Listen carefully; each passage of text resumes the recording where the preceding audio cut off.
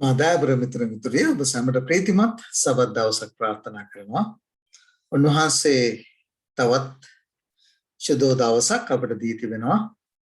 උන්වහන්සේ සමග සහභාගීකම් පවත්වන්නට, උන්වහන්සේගේ වචනය දැනගෙනගෙන, උන්වහන්සේට වඩා ලංවන පිණිස, උන්වහන්සේට নমස්කාරයේ පිණිස, নমස්කාර කරන පිණිස දවස් 6කින් උන්වහන්සේ මෙලොව නිර්මාණය කරලා හත්වෙනි දවස උන්වහන්සේ නිර්මාණය කරා මැවීමේ සිහිවටනේ ලෙස උන්වහන්සේගේ දරුවන්ට උන්වහන්සේ සමග নমස්කාර කරන්නට නැත්නම් උන්වහන්සේ සමග කාලය ගත කරන්නට උන්වහන්සේ මේ දවස වෙන් කර තිබෙනවා. ඒ නිසා අපි අද දවසේදී සුපුරුදු පරිදි ශුද්ධ ලියවිල්ලේ තවත් මතභේදාත්මක බයිබල් පාඨයකට අපේ අවධානය යොමු කරන්නට යනවා. ඔබ දන්නවා අපි පහුගිය පාඩම් 6 පුරාම පහක් මම හිතන්නේ අපි ඉගෙන ගනිමින් සිටිනවා මනුෂ්‍යයාට අමරණීය ආත්මයක් නැති බවත්, මනුෂ්‍යයා මරණීය බවත්, මනුෂ්‍යයා අමරණීය වෙන්නේ නැත්නම් මනුෂ්‍යයා සදාකාලික නැත්නම් සදාතන ජීවනයේ මනුෂ්‍යයාගේ රඳාපවතින්නේ උන්වහන්සේගේ තිබෙන නෞකීකරුකම මත බව අපි පැහැදිලිව ඉගෙන ගත්තා. එතකොට පහුගිය පාඩම් කීපය පුරාම ඉතාමත් මතභේදාත්මක මාතෘකා යටතේ අපි ශුද්ධ ලියවිල්ලේ සත්‍යතාවය ආලෝකය දැනගෙන ගත්තා. ඔබට මතක ඇති අපි පොහොසතාලා සහ ලාසරස් ගැන ඉගෙන ගත්තා. ඊළඟට අපි ඉගෙන ගත්තා ජීවන වෘක්ෂය ඇයි උන්වහන්සේ නිර්මාණය කර තිබෙන්නේ කියන කාරණේ. ලෝකයේ වැවීමේදී උන්වහන්සේ ඇයි නිර්මාණය කළේ? අලුත් පොළොවේදී ඇයි ඒ දේ තියන්ට යන්නේ කියන කාරණේ. ඊළඟට ඔබට මතක ඇති යේසුස් වහන්සේ දකුණු පැත්තේ හිටියා වූ පස්තයලු වුණා වර්ධකරුවට කිව්වා වූ කාරණේ සත්‍ය අසත්‍යතාවය නැත්නම් ඒ කාරණේ පැහැදිලි තේරුම අපි දේව වචනය තුළ ඉගෙන ගත්තා. එතකොට යම් කෙනෙකුට මේවා ඔබට අතපසු වුණා නම් ඔබට පුළුවන් අපේ වෙබ්සයිට් එක තිබෙනවා www.singalagospelministry.org නැත්නම් අපේ YouTube channel එක තිබෙනවා Sinhala Gospel Ministry, Facebook video තිබෙනවා Sinhala Gospel Ministry. ඔබට පුළුවන් මේ ඕනෑම තැනකින් මේ ශුද්ධ සත්‍යතාවයන් දැනගෙන ගන්න. ඔබට ප්‍රශ්න තියෙනවා නම් කිසිම චකිතයකින් තොරව ඔබට කාරුණිකව මම ඉල්ලා සිටිනවා ඉදිරිපත් කරන්න. ඒ සියල්ල අපි ශුද්ධ ලියවිල්ලෙන් පැහැදිලි කරගනිමු. මොකද දේ වචනේ පැහැදිලිව මනුෂ්‍යයාගේ ස්වභාවය පිළිබඳව උන්වහන්සේ ප්‍රකාශ කර තිබෙනවා. දේ වචනේ පැහැදිලි ආලෝකයක් දී තිබෙනවා. ඒ නිසා අපි මනුෂ්‍යයා මරණයට පස්සේ මනුෂ්‍යයාගේ ශරීරයේ පස්සන බවත්, දූවිලි වෙන බවත්, අපේ හුස්ම උන්වහන්සේට අයිති මේ වායුගෝලයට එකතු වෙන බවත් පැහැදිලිවම දේ වචනේ ආලෝකයේ දී තිබෙනවා. නමුත් මේ යක්ෂයා නැත්තම් බොරුවේ පියා ඒවට කිව්වා බොරුව නැත්තම් පළවෙනි බොරුව මනුෂ්‍යයා මැරෙන්නේ නැහැ, දෙවියන් වහන්සේට සමාන වෙනවායි කියන කාරණේ ඔබට මතක ඇති. මේ කාරණා සාතන් මනුෂ්‍යයාගේ මනසේ තැම්පත් කරලා ඒක පුදුමාකාර ලෙස ගැලවී නොයන ලෙස ඒවත් තදින් කාවද්දන්ට මොනතරම් ඔහු අද මාධ්‍ය ජනමාධ්‍ය විශේෂයෙන් රූපවාහිනිය, සෙලිනාට්‍යයන්, චිත්‍රපටි සහ මේ නවකතා මේ ඕනෑම දෙයක් ඔහු ගන්න පුළුවන් හැම දෙයක්ම මනුෂ්‍යයාගේ ඇස් දෙකට කන් දෙකට වැටෙන ඇස් දෙකෙන් දකින සහ මේ සියලු දේ ඔහු පාවිච්චි කරනවා මනුෂ්‍යයාට අමරණීය ආත්මයක් තියෙනවායි කියලා ඔප්පු කරන පිණිස. ඒ නිසා අපි ඒ මිත්‍යාවෙන් ඒ මුලාවෙන් ගැලවිලා ශුද්ධ ලියවිල්ල ලියා තිබෙනා සත්‍යතාවයේ තේරුම් ගනිමින් සිටිනවා. විශේෂයෙන් අද දවසේ විශේෂිත වූ බයිබල් පාඨයක්. ඒ තමයි 1 පේත්‍රස්ගේ පොතේ 3 වෙනි පරිච්ඡේදයේ 19 කතා කරන්නා වූ පේත්‍රස්තුමා සඳහන් කර තිබෙනවා එම ආත්මයෙන් උන්වහන්සේ ගොස් හිරගෙයි සිටින ආත්මවලට දේශනා කළසේ කියන කාරණයක් කිතුනුවන් වැරදි ලෙස තේරුම් ගන්න තිබෙනවා. ඒ වගේම දේවගතිවරුන් ගුරුවරුන් වැරදි ලෙස උගන්වනවා. ඒ නිසා ශුද්ධ ලියවිල්ල සත්‍යතාවය අපි පැහැදිලි කර ගන්නට අධිකృత වෙලා තිබෙනවා. ඒ නිසා මේ දේශනේ ඉතාමත් වැදගත්.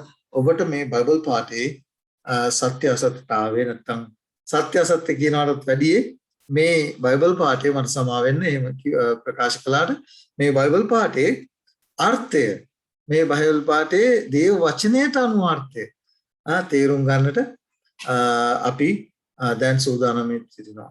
සියල්ල පැමිණෙන නිහලෙන් උන්වහන්සේ අපිට මඟ පෙන්වන්නේ අපි උන්වහන්සේගෙන් බලය ඉල්ලමු. හසත් පොළොවත් මා පාලනය කරන්නා වූ සවදසේ ස්වාමීන් වහන්සේ මම කර දෙපියරණි වහන්සේගේ නාමයට ගෞරවයක් මයිමත් ප්‍රශංසාව තත්ත්වය වාසිදෝ පියන්නේ ඔබ වහන්සේගේ පාද පාමුලට අපි යනවා. අවිල්ලා ඔබ වහන්සේගේ පාද පාමුල අපේ ජීවිත තබනවා.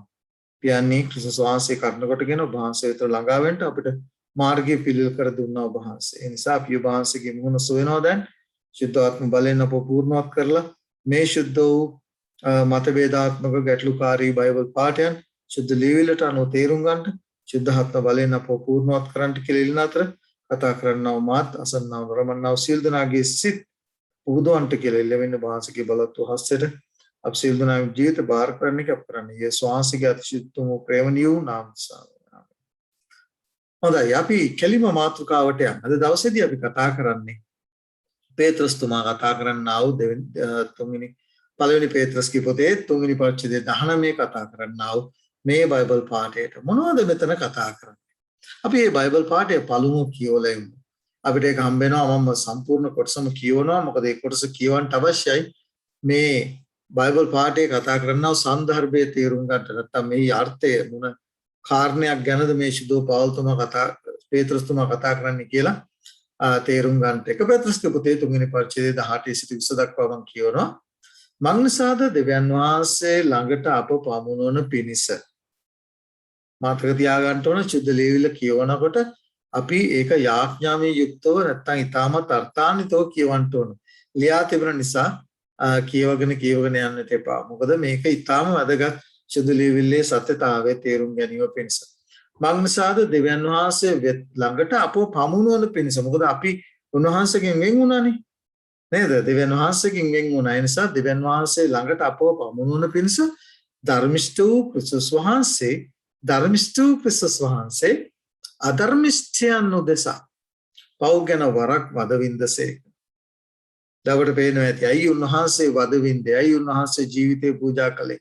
ඇයි අධර්මිෂ්ඨ වූ ඔබවත් දෙවියන් වහන්සේ ළඟට පමුණවන පිණිස ධර්මිෂ්ඨ වූ තරන් වහන්සේ ඔබත් මාත් වෙනුවෙන් එක් වරක් වදවින්දායි කියලා ලියා තිබෙනවා දේව වචනේ. හොඳට අහගන්න ඊළඟ බයිබල් පාඨය. උන්වහන්සේ මාංශය සම්බන්ධයෙන් මරණු ලැබ. අපි දන්නවා උන්වහන්සේ මාංශවත් වුණ නිසා තමයි උන්වහන්සේ සැබෑ මිනිසෙක් වුණ නිසා තමයි උන්වහන්සේව මරණයටපත් කරන්න හැකියාවක් ලැබුණේ. මාංශය සම්බන්ධයෙන් මරණු ලැබ. හැබැයි උන්වහන්සේගේ මාංශය ඔවුන් මරණු ලැබුවත් මොකද කරේ? ආත්මය සම්බන්ධයෙන් ජීවත් කරනු ලැබුසේක. උන්වහන්සේ මිය යා යුතුව තිබුණා කවද මානසිකයන්ව ආත්මිකයන් කරන පිණිස. මේක අපි තේරුම් ගන්න ඕන. සුද්ධ ලීවිල්ලේ හරය, සුද්ධ ලීවිල්ලේ සුභාරංචිය මෙයයි. මේක තමයි අද ගොඩාක් දෙනෙක් වරද්දගෙන ඉන්නේ. උන්වහන්සේට මාංශවත් වෙන්න සිද්ධ වුණා.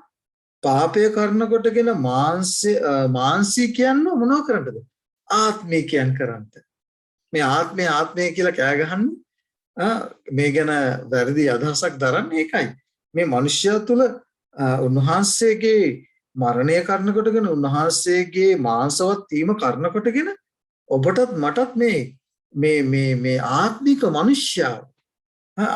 මනුෂ්‍යව ඒක ඡායාවක් හැටියට පරණ කිස්මේ දී තිබෙනවා මනුෂ්‍යයාට.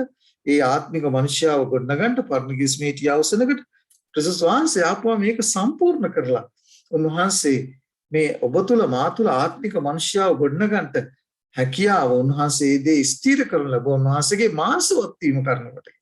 ඒ විතරක් නෙමෙයි උන්වහන්සේගේ මාංශවත් වීම කරනකොටගෙන උන්වහන්සේ ඒකට අඩිතාලව පියවර අරගෙන මොකද කරේ? උන්වහන්සේගේ මරණය කරනකොටගෙන උන්වහන්සේගේ මාංශය මරණු ලැබුවා. ඒ මරණයේ ප්‍රතිඵලය හේබ්‍රේ පොතේ කතා කරනවා ලේ වැගිරීමක් නැතුව පව්කමාවක් නැහැ කියලා. එතකොට ඒ මාංශයේ මරණය කරනකොටගෙන තමයි උන්වහන්සේට හැකියාවක් ලැබුණේ මොනවා කරන්නද?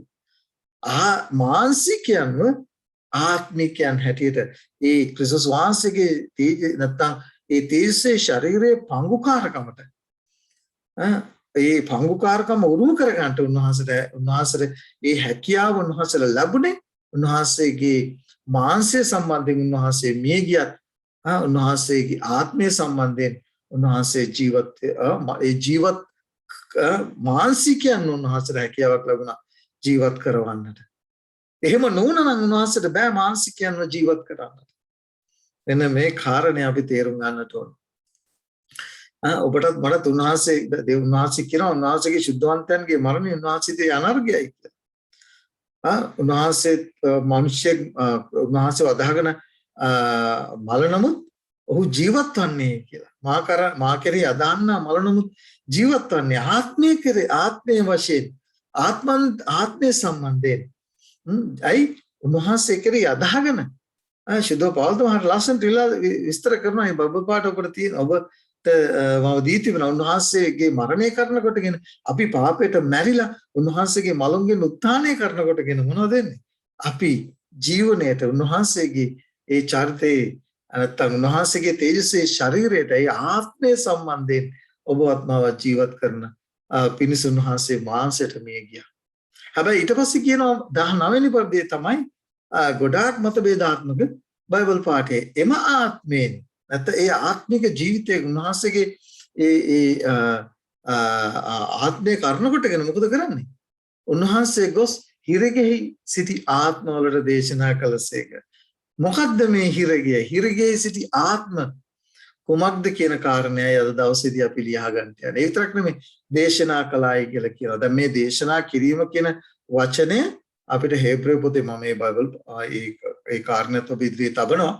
එනිසා අපිට පේනවා ඇති. එතකොට එම ආත්ම ඒ ආත්මේ මොනවද කරන්නේ? ඒ ආත්ම අර දේශනා නැත්තම් ප්‍රකාශ උන්වහන්සේගේ මරණය පිළිබඳව නැත්තම් ඒක මම ඉදිරියට මේ දේශනේ ඔබට තේරෙයි දේශනයට අහුම්කම් දෙනකොට මේ බයිබල් පාඨ තුලින්ම අපි මේ ගැටලුව ලියා ගන්නට යනවා. එතකොට මේ උන්වහන්සේගේ අපි කියමු දැනට අපි කියමු උන්වහන්සේගේ දේශනවලට උන්වහන්සේගේ ප්‍රකාශ කිරීමට සවන් දුන්නා වූ ඒ ආත්ම නොවාගේ දවස්වලදී නැව සාධන අතර දෙවියන් වහන්සේ ඉවසලෙන් බලා සිටි කාලයේදී අකීකරුව සිටියෝය. දහවර සහෝදරයන් අපි මේ ගැටලුව සුද්ධ ලියවිල තුලින්ම ලියහා ගමු. ඊට පස්සේ කියනවා නැවට ස්වල්ප දෙනෙක් කෙනා මට දෙනෙක් ඇතුල් වී වතුන කරුණ කොටගෙන ගලුණෝය. ඊටසයි පේත්‍රස්තුමා මේ කාරණේදී ක්‍රිස්තුස් වහන්සේ මේ මානසිකයන් ආත්මිකයන් කරන්ට දරන්නා වූ දරුවා වූ ප්‍රයත්නයේදී නැත්නම් ඒ දරුවා වූ කාර්යයේදී ඒ කලාව වූ කාර්යයේදී අයි නොවාගේ සිද්ධිය ගනු ලැබුවේ. ඒ කාලේ හිටියා වූ ඒ ආත්ම මොනවද කරන්නේ? නව සාධන අතර දෙවියන් වහන්සේ ඉවසෙල් බලා සිටි කාලයේදී අකීකරව සිටියායි කියලා කියනවා. එතකොට අපි මේ ගැටලුව සුද්ධ ලියවිල තුළින්ම අපි තීරුම් බේරුම් කරගනිමු. කවුද මේ හිරගේ සිටියා වූ ආත්ම කියන කාරණේ? මතක තියාගන්න ඕන ප්‍රේරිතයන් විශේෂයෙන් නාසගේ ගෝලයන් ලිපි ලියනු ලැබුවේ දේව ධර්මාචාර්යවරුන්ට නෙවෙයි. එහෙනම් කාටද? සභාවේ සමාජිකවන් වෙනුවෙන් තමයි ලියන ලැබේ. ඒක හරි ප්‍රායෝගිකයි. ඒ ලිපු හැම ලිපියක්ම ප්‍රායෝගික පාඩම් අපිට සොයාගන්නට හැකියාවක් ලැබෙනවා. එතකොට අපි පැහැදිලිව දකින්න දෙයක් තමයි විශ්වාස 100 වෙනකම් 130 වෙනතුරුත් ඊට පස්සෙත් ක්‍රිස්තියානි සභාවට පීඩා ආවා. නමුත් මේ සියලු පීඩා මැත්තේ ඒ අයව ශක්තිමත් කළා. ප්‍රේරිතයන් විශේෂයෙන් ශුද්ධ පෞල්තුමා සහ අනිකුත් සියලු ගෝලයන් ලියලා සියලු ලිපි වලින් මොකද කරේ? ඔවුන්ගේ ජීවිතේ විශේෂයෙන් ගැලවීම පිළිබඳව සහතිකයක් ලබා ගන්නේ කොහොමද කියන කාරණය තමයි මේ ගෝලයන් විසින් විශේෂයෙන් ප්‍රේරිතයන් විසින් ලියලාද සියලු යවුම් පත්‍රවල අපිට සඳහන් වෙන්නේ. දැන් අපි යම් විශේෂයෙන් ඔබට මම මේ බයිබල් පාඨයේ මම කිව්වා ප්‍රකාශ කළා බයිබල් පාඨයේ නැත්නම් ප්‍රකාශ කළා උදේ තහවුරු කරන්න ඔබට මේ බයිබල් පාඨය දී තිබෙනවා. පේත්‍රස්තුමා කාටද ලියා තිබෙන්නේ කියන කාරණය පේත්‍රස්ගේ ඒ පොත යේසුස් ක්‍රිස්තුස් වහන්සේගේ ප්‍රේරිතෙක් වූ පේත්‍රස් විසින් පොන්තේස්ද ගලාතියේද කප්පදෝකියේද ආසියාවේද බිතිනියේද විසරගොස් විදේශීව සිටිනා වූ ආත්මයන් වහන්සේගේ පිරිසුදුකමින් කීකරු වීමටත් උන්වහන්සේගේ යේසුස් ක්‍රිස්තුස් වහන්සේගේ ලේ ඉසුන් ලැබීමටත් පියු දිව්‍යන් වහන්සේගේ පෙර දැනගැන්මේ ප්‍රකාරයට තෝරා ගනු ලැබුවන්ට ලියා එන වගනම් අපිට පේනවා ඇති කාටද මේ පේතරස්ගේ පොත ලියා තිබෙන්නේ කියන කාරණේ. දැන් වැරදි වැටහීම මොකද්ද මේ බයිබල් පාඩේ පිළිබඳව තිබෙන මනුෂ්‍යයා තුළ තිබෙන වැරදි වැටහීම, කිතුණුවා තුළ තියෙන වැරදි වැටහීම. මෙතනදී ඔවුන් අදහස් කරන්නේ විශේෂයෙන් මේ එක පේතරස්ගේ පොතේ 3 වෙනි පරිච්ඡේදය 18 සඳහන් වෙනා වූ කාරණය ඔවුන්ට තේරුණයි. අයි මම හැමද ඔබට මේ දේශනා මාලාව පටන් ගත්ත අවස්ථාවේදී ඉඳලම කියන්නේ විශුද්ධ ලියවිලේ ලියා තිබෙන බයිබල් පාඩ අපේ මනසේ තියෙන මතයත් එක්ක තමයි සංසන්දනය කරන්නේ. ඒ මතයත් එක්ක තමයි විස්තර කරන්න උත්සාහ කරන්නේ. අයි අපේ මනසේ තියෙන්නේ අපි ඒ මානසිකත්වයෙන් තමයි ක්‍රිස්තුස් වහන්සේව මේ ඇදහිල්ලට ආවේ. මොන මානසිකත්වෙන්ද? මිනිසයාට අමරණීය ආත්මයක් තියෙනවායි කියන ඒ මානසිකත්වයෙන් තමයි ක්‍රිස්තුස් වහන්සේව වැළඳගත්තේ. නැත්නම් ක්‍රිස්තුස් වහන්සේව පිළිගත්තේ. එතකොට මේ මානසිකත්වය ඇතුව ශුද්ධ ලියවිලේ බයිබල් පාඨවල තිබෙනා වූ ලියා තිබෙනා වූ දේ දකිනකොට ඔවුන්ට තේරෙන්නේ ඔවුන්ගේ මනසේ වැඩ කරන්නා වූ ඒ චිත්‍රයත් සමග. එහෙම බෑ. ශුද්ධ ලියවිලේ ලියා තිබෙනදී ශුද්ධ ලියවිලේ බයිබල් පාඨ තුලින් අපි සොයලා ඉගෙන ගන්න ඕන. කොට පේනවා ඇති. අපිට ශුද්ධ ලියවිලේ පැහැදිලිව කියනවා සෙකන්ඩ් chance එකක් නැහැ. මිනිස්සෙකුට ජීවත් වෙලා ඉන්න කාලේ තමයි අපේ ගැලවීම අපි සොයා ගන්නට ඕන. එතකොට මේ බයිබල් පාඨයේ මොනවද කියන්නේ? හිරගෙයි ආත්මය සම්බන්ධයෙන් ගිහිල්ලා උන්වහන්සේ මොනවද කරේ? හිරගෙයි සිටි ආත්ම වලට දේශනා කළා. අය ගැලවෙන්නද? දැන් මේක ඒ අය තේරුම් ගන්න මේ මැරිලා හිටපු අයට දේශනා කරන්න තමයි උන්වහන්සේ ගියේ කියන කාරණේ. එතකොට අපි පැහැදිලිව ශුද්ධ ලියවිලේ ලියා තිබෙනවා හේබ්‍ර පොතේ 9 වෙනි පරිච්ඡේද 27 වෙනි පදේ මොනවද ලියලා තියෙන්නේ? සෙකන්ඩ් chance නෑ. තියෙන එක chance එකයි. ඔබටත් මටත් තියෙන එක අවස්ථාවයි. ඒ අවස්ථාව තමයි ජීවත් වෙලා ඉන්න කාලේ තමයි ඔබ ගැලවීම ඔබ උරුම කර ගන්න ඕනේ. මරුණාට පස්සේ කිසි දෙයක් කරලා ඔබට දේශනා කරලවත් දේශනාවලට අහුම්කම් දෙන්නත් හැකියාවකුත් නැහැ. දේශනා කරන්න හැකියාවකුත් නැහැ. එහෙමනම් අපි පැහැදිලිව දන්න දෙයක් තමයි ජීවත් වෙලා ඉන්නකොට තමයි ඔබත් මමත් ගැලවීම උරුම කරගත යුත්තේ. එහෙම නැතුව මිය ගියාට පස්සේ දාන ධර්ම දීලවත් පුණ්‍ය ක්‍රියා කරලවත් මලවුන් වෙනුවෙන් ක්‍රියා කරන්න අපිට හැකියාවක් නැහැ. මොකද එතනින් ඉවරයි. දේවචනේ පැහැදිලිව හේබ්‍ර පොතේ 9 වෙනි පරිච්ඡේදය 27 වෙනි පදේ කියනවා තව දෙකවරක් මරණයත් ඉන්පසු මරුණාට පස්සේ ආයේ දේශනාවලට අහුම්කම් දෙන්නවත් ඒවට හැකියාවක් නැහැ. මොකද මිය ගියාම එච්චරයි. ඉන්පසු විනිශ්චය. මිය ගියාට පස්සේ ඔබට ඊළඟ ඉවෙන්ට් එක නැත්නම් ඔබට ඊළඟ සිද්ධිය තමයි විනිශ්චය. ඒ නිසා මිය ගියාට පස්සේ දේශනාවලට අහුම්කම් දෙන්න හැකියාවකුත් නැහැ. ඒ දේශනා කරන්න හැකියාවකුත් නැහැ. ඒක පැහැදිලිව අපි තේරුම් ගන්න ඕනේ. ඒ නිසායි මේ ශුද්ධ පේත්‍රස් තුමා ලියා තියෙන බයිබල් පාඨයේ අර්ථය අපි දේව වචනය තුලින් තේරුම් ගන්නට ඕනේ. මොකද මිය ගියාට පස්සේ දේව වචනේ පැහැදිලිව දේශනාකාරයක පොතේ කියනවා මලාවු කිසිවක් නොදන්නේ. දේශනා අහන්න විදියකුත් නැහැ, කියන්න විදියකුත් නැහැ. පැහැදිලිව හම්බෙනවා මරණයෙන් පස්සේ මොනවද? විනිශ්චය. ඒ නිසා උන්වහන්සේගේ පැමිණීමේ දවසේදී එයාගේ ජීවිත රටාව අනුව උන්වහන්සේ විනිශ්චය ප්‍රතිඵලයෙන් දෙන තරම් උන්වහන්සේගේ පැමිණීමේ. ඒකයි ශුද්ධ ලියවිලේ කියන්නේ ගැලවීම මෙන්න දැන් පිළිගත යුතු කාලය, මෙන්න දැන් ගැලවීමේ දවසේ. අද දවසේ, හෙට දවස අපිට අයිති නැහැ.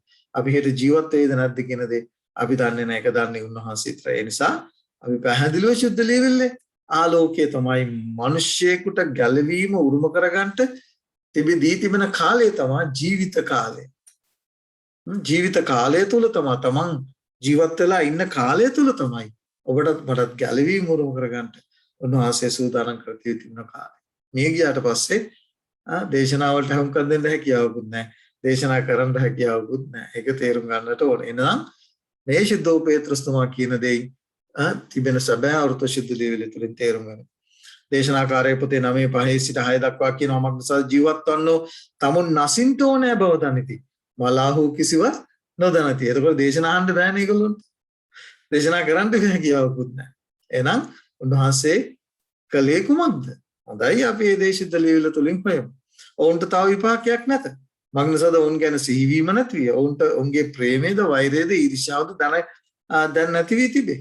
ඊරයට කෙරෙන සියල්ලෙන් තව සදාකාලයටම උන්ට කොටසක් නැත. ඇයි? මියා ගියාට පස්සේ එතනින් ඉවරයි.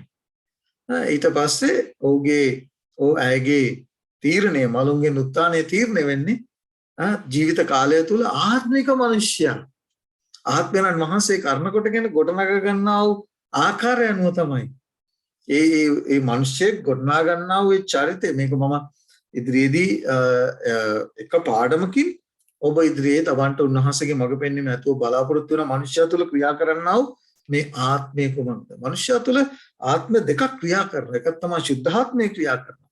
සුද්ධාත්මය ඔබගේ ආත්මික මිනිසයාව ගොඩනගනවා. ඒ ගොඩනැගීම ආරම්භ වෙන්නේ බෞද්ධස්මෙන්. නිකෝදෙමුස් ඒකයි උන්වහන්සේ පැහැදිලිව කියන්නේ ඔබ අලුත් නැවත ඉපදෙන්න ඕන. ආත්මයන්ගෙන් ඉපදෙන්න ඕන. ඉපදෙන තැනත්තේ ආත්මයන් වහන්සේ ඔබ තුළ ඒ සුද්ධ වූ ආත්මය නැත්තම් ඒ ආත්මික මිනිස්යාව ගොඩනගනවා. ඒක සුද්ධාත්මයන් වහන්සේ කරන දේ.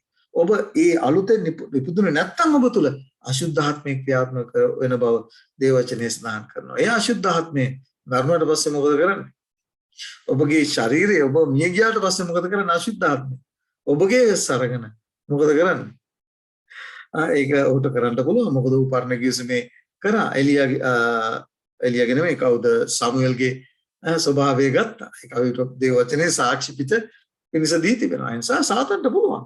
දේවචනේ පැහැදිලිව කියනවා කොරින්ති පොතේ මට මතක හැටියට කියනවා සාතන් මොකද කරන්නේ? ආලෝකයේ දූතයේ වෙස් ගන්න ඔහුගේ ගෝලියෝ ටික. ඔහුගේ ගෝලියෝ රොත්ත නැත්තම් වැටුණාව දේවදූතයෝ දේව සේවකයන්ගේ වෙස් ගන්නට යනවා කියන කාරණේ. ඒ නිසා උට ඒක කරන්න බැරි දෙයක් නෑ. ඒකට කරන්න පුළුවන්. ඒ දේ තමයි අදත් කරමින් සිටින්නේ. ඒ නිසා මේ තමයි මනුෂ්‍ය තුළ ක්‍රියාත්මක කරන සුද්ධාත්මය සහ අශුද්ධාත්මය සාමතක කරන්න එපා. මේක අපි සුද්ධ ලියවිලට අනුව තේරුම් ගන්න. ඒ නිසා මරණ මිනිස්සෙකුට ප්‍රේම කරන්නත් බෑ, වෛර කරන්නත් බෑ. දේශනා අහන්න හැකියාවකුත් නැහැ, දේශනා කරන්න හැකියාවකුත් නැති බව පැහැදිලිව සුද්ධ ලියවිලේ සඳහන් කරේ. ඒ නිසා මොකක්ද අපි මේ සුද්ධ ලියවිලේ එක පේතරස්ගේ පොතේ 3 වෙනි පරිච්ඡේදයේ 18 වෙනි පදේ කතා කරන්නේ උන්වහන්සේ මාංශය සම්බන්ධයෙන් උන්වහන්සේ මිය ගියා. ඒ ඇයි ආත්මය සම්බන්ධයෙන් මානසිකයන්ව ජීවත් කරන පිණිස. ඒක අපි තේරුම් ගන්නට ඕන. බලන්න මේ බයිබල් පාඩේ ඔබ ඉදිරියේ මම තබා තිබෙනවා. යේසුස් වහන්සේ එකවරක් පව් උදෙසා මොකද කරේ? උන්වහන්සේ දුක් විඳා. උන්වහන්සේ අපව දෙවියන් වහන්සේ වෙතට ගෙනෙන පිණිස මතකනේ. ඒ බයිබල් පාඩේ ඔබට මතකෙ තියෙන්නට ඕන. උන්වහන්සේ අධර්මිෂ්ඨ වූ අපව ධර්මිෂ්ඨ වූ තරන් වහන්සේ අධර්මිෂ්ඨ වූ අපව දෙවියන් වහන්සේ වෙත ගෙනන පිණිස තමයි මාංශය තුල උන්වහන්සේ මිය ගිහිල්ලා ආත්මය තුල මොකද කරේ? මානසිකයන්ව ආත්මික කරන පිණිස උන්වහන්සේ මොකද කරේ? එයා ජීවත් කරනු ලැබුසේක කියලා කියනවා. මේක තාමත් වැදගත් සහ ගැඹුරු සිද්ධාන්තයක්. නැත්නම් මේ ගැඹුරු අර්ථයක් මේ ශුද්ධ බයිබල් පාඩය තුල තියෙන. ඒකයි මම හැමදාම ඔයගොල්ලන්ගෙන් ඉල්ලන්නේ සර්ෆස් එක ටච් කරන්න එපා. උන්වහන්සේ ශුද්ධ ලියවිලි ලියා තිබෙන හැම කාරණයකම ශුද්ධ ලියවිලි තුලින් ඒවල තේරුම නැත්නම් ඒ අර්ථයන් උන්වහන්සේ අපට දී තිබෙනවා. බලන්න හේබ්‍රේ පොතේ 5 වෙනි පරිච්ඡේදයේ 7 වෙනි පදයේ සුදු පාල්තුව මොනවද කියන්නේ කියලා. උන්වහන්සේ මාංශවත්ව සිටි දවස්වලදී තමන් වහන්සේ මරණයෙන් ගලවන්නට පුළුවන් වූ තරන් වහන්සේට බලවත් හැඬීමෙන් හා කඳුලින් යුක්තව යාඥා සහ කන්නල ඔප්පු කර තමන්ගේ දේව බය නිසා උත්තර ලැබ උන්වහන්සේ පුත්‍රයෙක්ව සිටිනමුත් තමන් විඳ දේවල් වලින් කීකරුකම ඉගෙන ගත්තේක. උන්වහන්සේ මිනිස්සෙක් මාංශ නැත්නම් උන්වහන්සේ මාංශාකාරයේ මිනිස්යා වෙතට පැමිණි අනිවාර්යයෙන් උන්වහන්සේ දැනන් හිටියා. මානසිකව මොකද කරන්නේ? උන්වහන්සේව මරණයට උන්වහන්සේ ශරීරය උන්වහන්සේගේ මාංශය මරණයට පත් කරනවා කියලා. මනුෂ්‍යව ජීවත් කරන පිණිස උන්වහන්සේට මොනවද සිද්ධ වුනේ?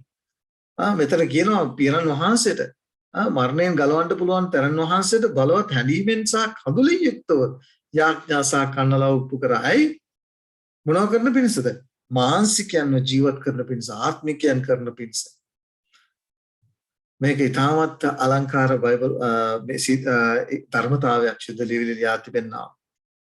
බලන්න මත යෝහන් පොතේ 5 වෙනි පරිච්ඡේදයේ 21 වෙනි පදේ මොනවද කියන්නේ? මංසාද පියන් වාසයේ මලුන්ගෙන් නැගිටුවා ජීවත් කරන්නාක් මෙන් පුත්‍රයා තමන් කැමති වූවන් ජීවත් කරන්නේ. මංගසද පියන් වහන්සේ මලුන්ගෙන් නැගිටුවා ජීවත් කරන්නාක් මෙන් පුත්‍රයාට හැකියාවක් ලැබුණා. පේත්‍රස්තුමා කතා කරනවා වගේ මොනවා කරනද? මාංශයට මිහිගිල්ලා ආත්මය සම්බන්ධයෙන් මාංශය කියන්නේ ආත්මිකයන් කරන පිණිස ජීවත් කරන පිණිස මේක ඒක තමා විශ්වේජනක කාරණේ. උන්වහන්සේගේ මරණය තුළ උන්වහන්සේගේ මලුන්ගෙන් උත්ථානය තුළ උන්වහන්සේ තබා තිබෙනා වූ ඉතාමත් විශ්වේජනක කාරණය මෙයයි. බලන්න රෝම පොතේ 8 වෙනි පරිච්ඡේදය 11 වෙනි පදේ ආත්මයන් වහන්සේ මේ උන්වහන්සේගේ මලුන්ගෙන් උත්ථානයට කොයි ආකාරයෙන්ද සම්බන්ධ වුණේ කියන කාරණේ උන්වහන්සේගේ බෞතිස්මේදී ආත්මයන් වහන්සේ සම්බන්ධ වුණා. ඊළඟට මනුෂ්‍යයා මැවීමේදී ලෝකයේ පටන් ගැනීමේදී ආත්මයන් වහන්සේ සම්බන්ධ වුණා.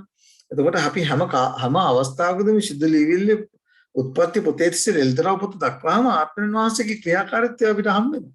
උන්වහන්සේගේ මලුන්ගෙන් උත්ථානයේදී අපිට හම්බ වෙන ආත්මයන් වහන්සේගේ ක්‍රියාකාරීත්වය උන්වහන්සේගේ මේ කන්‍යා මරියතුමිය තුල පිළිසිඳ ගැනීමේදී බලන්න ආත්මයන් වහන්සේගේ ක්‍රියාකාරීත්වය අපිට හම්බෙන්නේ.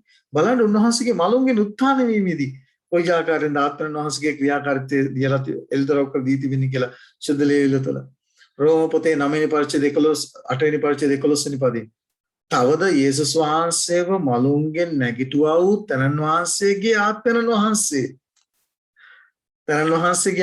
වහන්සේ නුඹලා තුල වාසය කරනසේක් නම් අපි තුල වාසය කරනසේක් නම් ක්‍රිස්තුස් වහන්සේව මලුන්ගෙන් නැගිටුවා වූ තනන් වහන්සේ නුඹලා තුලේ වසන තමන්ගේ ආත්මයන් වහන්සේ කරන කොටගෙන මාය කියනවා ක්‍රිස්තුස් වහන්සේව මලුන්ගෙන් නැගිටුවා වූ තනන් වහන්සේ නුඹලා තුලේ වසන තමන්ගේ ආත්මයන් වහන්සේ කරන කොටගෙන නුඹලාගේ මරණීය ශරීරයෙන්ද ජීවත් කරනසේක. දැන් සහෝදර සහෝදරි මේක තමයි චුදෝ පේත්‍රස්තුමා ලියා තිබෙන්නේ වෙන කිසි දෙයක් නෙවෙයි. ආත්මයන් වහන්සේ ඔබවත් මාවත් ජීවත් කරනවා. මොනවා කරන කොටගෙනද? ක්‍රිස්තුස් වහන්සේව මලුන්ගෙන් නැගිටුවා වූ තනන් වහන්සේ නුඹලා තුලේ වසන තමන්ගේ ආත්මයන් වහන්සේ කරන කොටගෙන මොනවද කරන්නේ? නුඹලාගේ මරණීය ශරීරයන්ද ජීවත් කරනසේක. ඒ කොහොමද? ක්‍රිස්තුස් වහන්සේගේ මලුන්ගෙන් උත්ථාන වීම කරන කොටගෙන. ඒකයි කියන්නේ තවද යේසුස් වහන්සේව මලුන්ගෙන් නැගිටුවා වූ තනන් වහන්සේගේ ආත්මයන් වහන්සේ නුඹලා තුල වාසය කරනසේක් නමයි ක්‍රිස්තුස් වහන්සේ තුල ඒ ආත්මයන් වහන්සේ වාසය කළා. ඒ වාසය කිරීම කරන කොටගෙන තමයි ආත්මයන් වහන්සේට උන්වහන්සේව මලුන්ගෙන් උත්ථාන කරන්නට හැකියාවක් ලැබුණේ. එතකොට ඒ ආත්මයන් වහන්සේ ඔබ තුල මා තුල ක්‍රියා කරනවා නම් රෝම පොතේ ශුද්ධ පෞල්තුමා කියනවා මොනවද කරන්න පුළුවන්? Taman අප තුල වාසය කරනවා නම් අපේ මරණීය ශරීරයන්ද ජීවත් කරන්නට උන්වහන්සේට හැකියාවක් තියෙනවායි කියන කාරණා. මම නැවත වාරයක් ඔබට මේ බයිබල් පාඩේ පැහැදිලි කර දෙනවා. ආත්මයන් වහන්සේ ක්‍රිස්තුස් වහන්සේ තුල සිටපු නිසා තමයි උන්වහන්සේට හැකියාවක් ලැබුණේ මොනව කරන්නද? ක්‍රිස්තුස් වහන්සේව මලුන්ගෙන් නැගිටවන්නට. එතකොට ඒ ආත්මයන් වහන්සේ ඒම ආත්මයන් වහන්සේම ඔබ තුල මා තුල වාසය කරනවා නම් මොකද කරන්නේ? අපේ මරණීය ශරීරය උන්වහන්සේගේ ශරීරය මරණීය ශරීරයක් නෙවෙයි. ඒකනේ උන්වහන්සේව මනුෂ්‍යන්ට මරන්නට හැකියාවක් ලැබුණේ. ආත්මයන් වහන්සේ උන්වහන්සේ තුල ක්‍රියා කරපු නිසා මොකද වුනේ? උන්වහන්සේගේ ශරීරය මරන්නට හැකියාවක් ලැබුණා. ආත්මයන් වහන්සේව මරන්නට ආත්මයන් වහන්සේව මරන්නට හැකියාවක් ලැබුණා. මේක තමයි සුද්ධ ලිවිල්ලේ ඔබ තුල මා තුල ක්‍රියා කළ යුතු ආත්මය.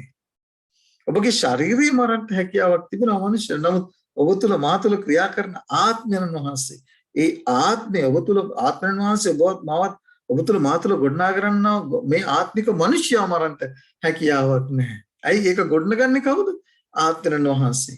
ඒ ආත්මයන් වහන්සේ කරන කොටගෙන ඔබ තුල මා තුල ගොඩනගා ගන්නා මේ ආත්මික මනුෂ්‍යාව මොකද කරන්නේ? ඒ ආත්මික මනුෂ්‍යයා කරන කොටගෙන ඔබේ ශරීරය උන්වහන්සේගේ පැමිණීමේ දවසේදී ජීවත් කරන්ට යනවා උන්වහන්සේ. ඔබට මට ඒ ශරීරය තේජස්සේ ශරීරයක් හැටියට තෙන්ට යනවා. මෙන්න මේ සත්‍යතාවය ඔබත් මමත් තේරුම් ගන්නට ඕන. මාංශයේ මරණයෙන් අදහස් කරන්නේ මොකක්ද? ස්වභාවිකව අපේ මේ ශරීරය මිය යන බව. හැබැයි ඒ මාංශිකයන් හැටියට අපි අපේ මවගෙන් මවගේ කුසෙන් ඉපදුනට පස්සේ අපිට ලැබෙන මානසික ශරීරය අපි තරුණ භාවයට වැඩිහිටි පායට පත් වෙනකොට මොකද වෙන්නේ අපි? අයි දෙවෙනි වර ඉපදෙනවා. ආත්මයන් වහන්සේ තුල ඉපදෙනවා. ඒ ඉපදීම කරනකොටගෙන ඔබ තුල මා තුල ආත්මික මිනිසයා ලදරුවෙක් ඇටියට පටන් අරගෙන අපේ ආත්මික මිනිසයා අපි ගොඩනගා ගන්නවා. ඒ ගොඩනගා ගැනීම කරනකොටගෙන ඔබගේ ශරීරය වයසට ගිහිල්ලා වෙන්න පුළුවන්, ලෙඩක් දුකක් හැදිලා වෙන්න පුළුවන්. මිය ගියත් ආත්මයන් වහන්සේ ඔබ තුල මා තුල ගොඩනගා ගන්නා වූ ආත්මික මිනිසයාව මරන්නට හැකියාවක් නැහැ. ඒ තමයි ඔබත් මමත් ගොඩනගා ගන්නා වූ ක්‍රිස්තියානි ජීවිතය, ක්‍රිස්තු චරිතය. ඒක ස්වාමීන් වහන්සේ ඉදිරියේ ඉලියා තිබෙනවා. උන්වහන්සේගේ පැමිණීමේ දවසේදී ඒ චරිතයට අනුව ඔබ මලුන්ගෙන් උත්තාන කරන්නට යනවා. මෙන්න මේ දේ තමයි ඒ උන්වහන්සේ ආට ලැබුණා වූ ඒ තේජසේ ශරීරය, මහිමාන්විත ශරීරය ක්‍රිස්තුස් වහන්සේ තුල ක්‍රියා කරා වූ ආත්මයන් වහන්සේ ඔබ තුල මා තුල ක්‍රියා කරන නිසා, ක්‍රිස්තුස් වහන්සේ තුල ක්‍රියා කරා ආත්මයන් වහන්සේට ක්‍රිස්තුස් වහන්සේ මලුන්ගෙන් උත්තාන කරන නිසා, එම ආත්මයන් වහන්සේම ඔබ තුල මා තුල ක්‍රියා කරන නිසා, ඒ ආත්මික මිනිස්යාව ගොඩනගන නිසා උන්වහන්සේට පුළුවන් ඔබවත් මාවත් මොනවා කරන්නද? මලුන්ගෙන් උත්තාන කරලා ක්‍රිස්තුස් වහන්සේ තිබුණා වූ ඒ තේජස්වී ශරීරය ඔබටත් මරත් දෙන්න පොරොන්දු වෙලා තිබුණා. ඒ කොරින්ථ පොතේ 15 වෙනි පරිච්ඡේදයේ 42 සහ 44 පැහැදිලිවම කියනවා. මලුන්ගෙන් නැගිටීමත් එසේමය. ජරාවෙන් යුක්තව වපුරුණු ලැබේ. ඔබගේ ආත්මික මනුෂ්‍යයා කරනකොටගෙන මොනවද වෙන්නේ? ජරාවෙන් වියුක්තව ඔබගේ ශරීරය නැගිටවන්ට යනවා. අගර්වෙන් යුක්තව වපුරුණු ලැබේ. තේජස්යෙන් යුක්තව නැගිටුණු ලැබේ. මොනවා හේතුව කරනකොටද? ආත්මයන් වහන්සේ ඔබ තුල මා තුල ගොඩනගා ගන්නා ආත්මික මනුෂ්‍යයා කරනකොටගෙන. ඒකට මේ ප්‍රාණයක් නැහැ. ඒක අපි තේරුම් ගන්නට ඒක තමයි ඔබ තුල ඔබ සහ මම උන්වහන්සේ තුල ගොඩනගා ගන්නා ආත්මික ජීවිතය, ආත්මික මනුෂ්‍ය චරිතය, ක්‍රිස්තු චරිතය. මේ කරනකොටගෙන තමයි. ඒකට ප්‍රාණයක් නැහැ. ඒක මේ උලඟ වගේ එහෙම යන දෙයක් නෙවෙයි. ඒක ස්වාමීන් වහන්සේ ඉදිරියේ සටහන් වන දෙයක්. ඒකයි ස්තේපන්තුමා කිව්වේ ස්වාමීන් ඔබගේ ආත්මය නැත්නම් මගේ ආත්මය ඔබට බාර දෙමින් යේසුස් වහන්සේ කුරුසගත් ගායදී කිව්ව. මොකද උන්වහන්සේ ඉදිරියේ නොකලල් පිරිසුදු ජීවිතයක් ක්‍රිස්තුස් වහන්සේ ගත කළා. ඒ නිසා ආත්මයන් වහන්සේ මලුන්ගෙන් උත්ථාන කළා. ඒ සහතිකය ස්තේපන් ලැබුවා. ඒ සහතිකය කවුද? ශුද්ධ පෞල්තුමා ලැබුවා. ඒ නිසා මරණයට බය නැතුව නුවණ දුන්නා. ඒ නිසා ශුද්ධ පෞල්තුමාට හැකියාවක් ලැබුණේ උන්වහන්සේගේ පැමිණීමේදී. උන්වහන්සේ ඔහුට ඒ ජීවනය උතුම්න දෙන බව, ධර්මිෂ්ඨකමේ උතුම්න උට තබා තිබෙන බව ඔහුට සැකයක් නැතුව කියන්න හැකියාව. ඇයි? ආත්මයන් වහන්සේ ඔහු තුල ගොඩනගපු ඒ ක්‍රිස්තුස් වහන්සේ තුල ක්‍රියා කරපු ආත්මයන් වහන්සේම කා තුලද? පේත්‍රස්තුමා තුල බය නැතුව ඔහුට මරණයට මුහුණ දෙන්න හැකියාවක් ලැබුණේ. ශුද්ධ පෞල්තුමාට බය නැතුව මරණයට මුහුණ දෙන්න හැකියාවක් ලැබුණේ. ස්තේවන්ට ඔවුන් දැනන් හිටියා. ඔවුන් තුල ආත්මයන් වහන්සේ මනුෂ්‍යයන්ට ශරීරේ නසන්ට හැකියාවක් ලැබුණා. ඒක නේ යේසුස් වහන්සේ කිව්වේ ශරීරේ නටන්ට හැකියාවක් ලැබුණා. ආත්මය නසත්. ඒ ආත්මයන් වහන්සේ ඔබ තුල ගොඩනගා ගන්නා වූ චරිතය කවදාවත් කිසි කෙනෙකුට නසන්ට හැකියාවක් නැහැ. ඒ කාරණ කොටගෙන තමයි ඔබවත් මවත් ඔබේ ශරීරයේ ඒ දිරණසලු ශරීරයේ තේජයෙන් යුක්තව නැගිටුණු ලබන්ට යන්නේ. දැන් මේ ශුද්ධ වූ සත්‍යතාවය, මේ ගැඹුරු සත්‍යතාවය ඔබ තේරුම් ගත්තොත් ඔබට හරියට පහසුයි මේ ආත්මය පිළිබඳව දේවචන ලියා තිබෙනා මේ කාරණා ඔබට පැහැදිලි කර දෙන්න, පැහැදිලි කර ගන්න. යේසුස් වහන්සේ කොහටද ගියේ? එක පේත්‍රස්ගේ පොතේ 3 වෙනි පරිච්ඡේදය 19 කියලා එම ආත්මෙන් උන්වහන්සේ ගොස් කොහටද ගියේ? පොළොව යටද?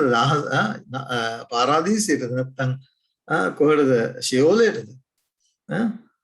එම ආත්මෙන් උන්වහන්සේ ගොස් හිරගේ සිටින ආත්මවලට දේශනා කළසේක. මෙතන කාරණා කීපයක් තිබෙනවා. ඒ තමයි කොහෙටද ගියේ?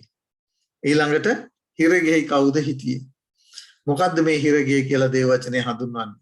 හිරගේ සිටින ආත්ම හැටියට දේවචනේ හඳුන්වන්නේ කොහොමද කියන කාරණේ අපි සුද්ධ ලේවිලෙන් සොයන්න ඕන. දැන් අපි පැහැදිලිව දන්නවා අපි මේ කාරණේත් අපි පැහැදිලි කරගනිමු. උන්වහන්සේ කොහාටද ගියේ? ස්වර්ගයට ගියාද? නැහැ. අපි මේ කාරණේ පැහැදිලි කරමු. ඔබට මතක ඇති. ඒ කාරණේ පහුගිය දේශනකින් උන්වහන්සේ ඒ දකුණේ හිටියා වූ වර්ධකරුවට පස්වලුණා වර්ධකරුවට මා සමග පාරාදීසයේ සිටිනවායි කියන කාරණේ අපි පැහැදිලි ඉගෙන ගත්තා. එතනදී උන්වහන්සේ දාම පාරාදීසය කියන්නේ පියාණන් වහන්සේ වැඩ වාසය කරන ස්ථානයේ බව සුද්ධ ලිවිලි බයිබල් පාඩය තුලින් අපි තේරුම් ගත්තා. පාරාදීසයේ ජීවන වෘක්ෂය තිබෙන බව. එතකොට පැහැදිලිව අපි තේරුම් ගත්තා උන්වහන්සේ පළමු සතියේ පළවෙනිදා දක්වා උන්වහන්සේ සෝහනේ සතබී සිටිය බව.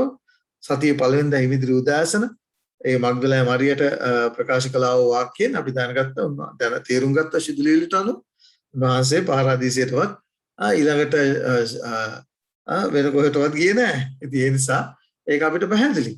ස්වර්ගයට ගියෙත් නැහැ. මරණ දවසේ ඊළඟට පාරාදීසයේ කියලා වෙනසක් හඳුන්වනවනේ අනිත් අය. ඒක වෙනතරක් නොවේ. අපි පැහැදිලිව දන්නවා. එතන ජීවන උක්ෂිතිය තන අපායට ගියෙත් නැහැ. එහෙනම් කොහෙටද ගියේ? මොන දිශාවටද ගියේ? දැන් ග්‍රීක භාෂාවේ මේ ගියා කියන වචනයෙන් පැහැදිලිවම කතා කරන්නේ ඉහළටවත් එහෙම නැත්නම් පහළටවත් නොවේ කොයි අතර තිරස් හතට හඳුන්වන්නේ. එතකොට මේ ක්‍රිස්තුස් වහන්සේගේ මරණය කරන කොටගෙන මොනවද හිරගෙහි ඊළඟට පස්සේ බලන්න ඕන මේ හිරගෙහි සිද්ධියේ ආත්ම කවුද කියන කාරණේ. අපි ඒකටත් එනවා. එතකොට ඔබට පේනවා ඇති උන්වහන්සේ මලුන්ගේ උත්ථාන වුණාට පස්සේ ආත්මයන් වහන්සේ කරන කොටගෙන ඒ ලැබුවා වූ තේජසේ ශරීරය උන්වහන්සේට හැකියාවක් ලැබුණා. උන්වහන්සේ ඒ දේ තමයි උන්වහන්සේට තිබුණේ. මාංශවත් වුණාට පස්සේ උන්වහන්සේ මනුෂ්‍යත් එක්ක වාසය කරා මනුෂ්‍යක. හැබැයි මලුන්ගේ උත්තරාට පස්සේ උන්වහන්සේ ලැබුණා උන්වහන්සේ තිබුණා වූ ඒ තේජසේ ශරීරය උන්වහන්සේට නැවත ලැබුණා. ඒ ශරීර ඒ කාරණ කොටගෙන උන්වහන්සේට ඕනෑම තැනකට යන්නට හැකියාවක් ලැබුණා. ඕකට මතක ඇති ගෝලිය දොර වහගෙන ඉන්නකොට ඒ අයට මැදට ආවිලා සමාදානයේ වකුවා මාවත් පාවලලා මාව අල්ලන්ටි කියලා කිව්වා. ඒ තමයි ඔබටත් මටත් ලැබෙන්න යනා තේජවන්ත ශරීරයේ ස්වභාවය. ඒක අපි තේරුම් ගන්නට. එතකොට ඔබට පේනවා ඇති ක්‍රියාපලනි පරිච්ඡේදයේ 10 වෙනි පදේ උන්වහන්සේ ස්වර්ගම ලැබුවා. උන්වහන්සේ ස්වර්ගයට ගියා. ඒ කොයි අවස්ථාවේද? මලුන්ගෙන් උත්ථාන වෙලා දවස් ගණනාවක් උන්වහන්සේ මනුෂ්‍යත් එක්ක උන්වහන්සේගේ ගෝලයන් එක කාලය ගත කරලා ඔලිව් කන්දේදී උන්වහන්සේ කොහටද ගියේ? ඉහළට ගියා. එක පෙත්‍රස් පොතේ 3 වෙනි පරිච්ඡේදයේ 21 සහ 22 පැහැදිලිව අපිට හම්බෙනවා.